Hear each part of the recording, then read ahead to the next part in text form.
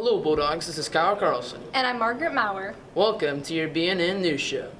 This week, we'll be showing you more on Culture Fair, Astronomy class, and 2020-2021 course scheduling. All this and more on your Bulldog News Network.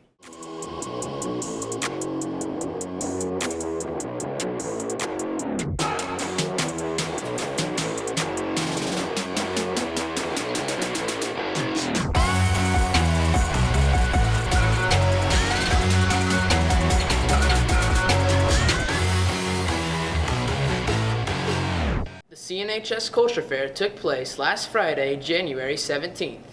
Foreign language students researched and created projects that represented a part of their class's country. The projects were all brought together to form the annual Culture Fair. A few participants sat down with BNN to discuss how they believe the event went. BNN spoke to participants of the Cultural Fair, sophomores McKenna Hacker and Isabel Hornback, and freshmen Amber Carr and Austin Weber about their experience at the event. The cultural fair is just like a blending of the languages so that way other schools can come over and learn about them. The culture fair, it's mostly just all of Columbus North's languages coming all together to showcase the best part of the language's culture. Culture Fair is just this huge convention sort of thing where it has a bunch of different booths about different cultures and things about a culture. It's very interesting. Students holding booths talk about how they found out about the cultural fair.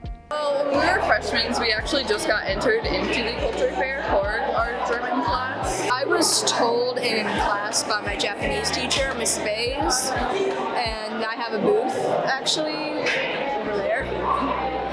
But I'm on break right now, so it's okay. My country is Japan, and I'm showcasing Japanese street fashion, or more in specific, this little area in the heart of Tokyo called Harajuku. My favorite part is probably seeing everybody's creative side come out and seeing how different everybody takes their booth together. I think it's just really cool. My favorite part is seeing all the cultures blended together. It's really nice to see just a giant melting pot and everybody having fun. I like the creativity that everyone put into making theirs because it's not by a strict guideline that they have to follow, and most of it is their own ideas. This is Julie Eakin reporting for BNN. For the 2020-2021 school year, astronomy will be an option for students seeking another science credit. Astronomy will be taught by Wayne Britton and will be a scientific study on the contents of the entire universe. BNN sat down with Britton to discuss what he is hoping for next year's class.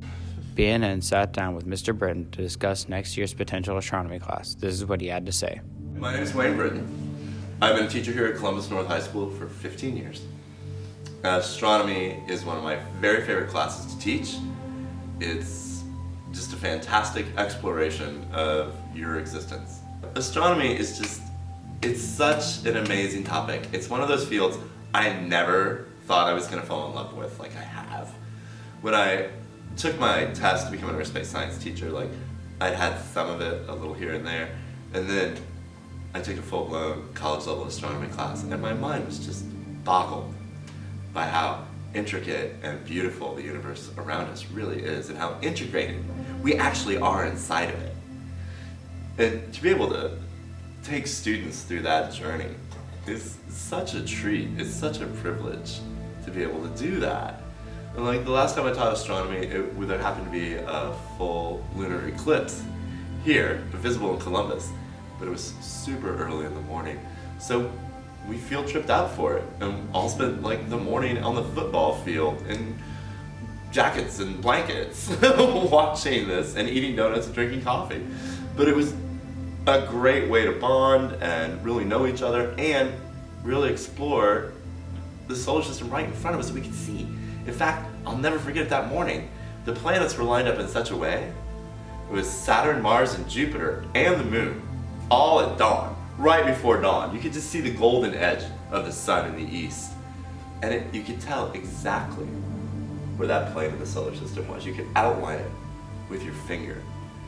What a remarkable moment to be able to see yet share with students. It was probably one of my most recent favorite memories of teaching. So last year, I had several students who came to me and said they wanted to take astronomy. we have to have at least 20 students sign up for a course to go, or the course won't get on the books. So I wanted to make sure this year that I felt bad for those 12 people. And I wanted to make sure that this year there were at least 20 people out there. And I was like, well, how can I get everyone's attention? How can I do this? So I was like, well, I'll just flyer the school. I'll just cover it, these posters, to the point people are like, what's going on? Where do all these come from? Why are they all here? What is this about? And I've actually had some students come and talk to me about it that I've never met before. You were just like, so I asked my other teachers, they said, you teach astronomy, I've seen these posters, I'm really interested in this. What's the class about? And it's opened up really good discussion already, so that's a great sign. And it's one of those things, if you don't have 20 students sign up for a class, we just can't fit it into the books, you know? And astronomy is a topic not everyone is gonna have an opportunity to study. I don't expect any of my students really to go on and become astronomers, but we have to give students a chance to explore things in which they have interest. And like Mrs. Culp's Writer's Workshop class, it's only one period a day, it's not multiple periods. So you've got to have at least enough students in there. And much like creative writing in her class, it's an opportunity to explore something that you don't normally get to wrap your hand and your minds around. And I think it's just a good opportunity for people to really get out there and explore something most people are never going to consider. So in astronomy, we cover we're going to cover the whole universe. It starts by looking at observational astronomy, how to go out and locate a constellation, how to tell the difference between a planet and a star, just by glancing up. And this is a beautiful set of skills to have. And this is your birthright as a human being, to know these things. They've been going on for thousands of years, passed down through generations. Such a privilege to be able to show that to students. And then we'll go on and explore the mechanics of the whole solar system, and why it operates the way it operates, and why the planets are located where they're located, and what the real difference is between a planet and a dwarf planet, and what makes the sun a star, and what kind of star is it, and then into what stars really are, and what kind of different stars are out there, and how they form into galaxies, and how those larger galactic structures start to build into the larger universal web, and ultimately try and wrap our minds around the entire cosmology of existence. This is Zebediah Gibson reporting for BNN. Class scheduling meetings for the 2020-2021 school year have begun this week. Counselors met with students to discuss their future class options for next year. Due to the block scheduling that is underway for the next school year, some schedules will be altered.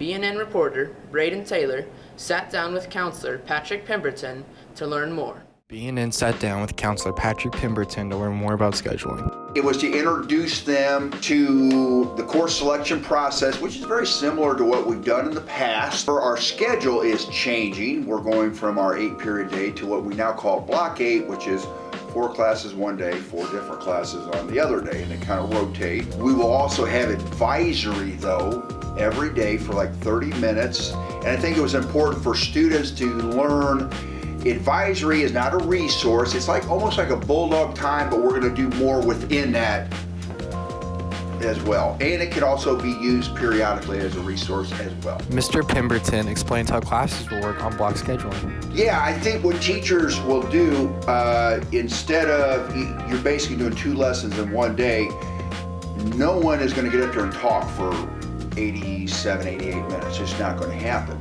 So it's going to involve an introduction to something, overview, maybe an activity, an assignment, coming back, going on to the next thing. So I think you're going to see different changes in the class. I used to teach on a block schedule, and I wish I'd have known then what I know now. Students, I always know that, you know, our young men and young women here are very resilient. They adapt, they figure things out, and they'll do just fine. Sophomores will meet on February 5th and freshmen on February 19th. This is Braden Taylor reporting for BNN. That's it for today, Bulldogs. This is Kyle Carlson. And I'm Margaret Maurer. Have a great weekend.